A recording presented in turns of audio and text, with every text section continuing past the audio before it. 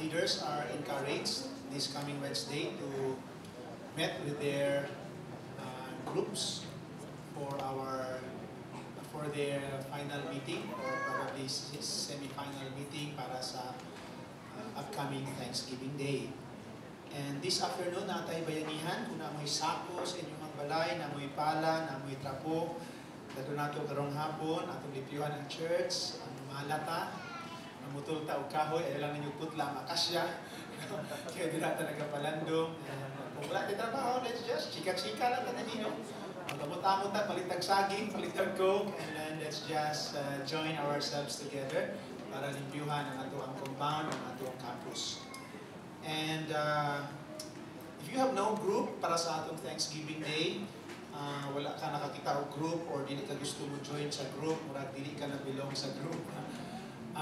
In case nga wala kay grupo, you can just come to Pastora Lori. Kanya, tingali gusto ka mag-donate o Blitzon Baka, Pastor, pero wala kay dili na ako gusto ibutang sa grupo. Mati lang kay Pastora Lori, kay ato nang igastos diri sa atong Thanksgiving Day. Kano sa atong Thanksgiving Day? December 16. Kaya sa December 16, let me remind us all na ang atong service magsugod og 9:30.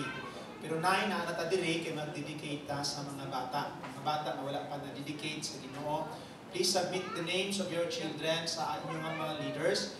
And then we will have a dedication time alas 9 sa December 16. And I'm encouraging you, invite your friends, invite your loved ones. Let them experience our experience as a family sa Glorious Church. Muna yung pinaka-idea. Ang atong program sa atong Thanksgiving Day is just the same sa atong program sa every Sunday nga ma-experience na to.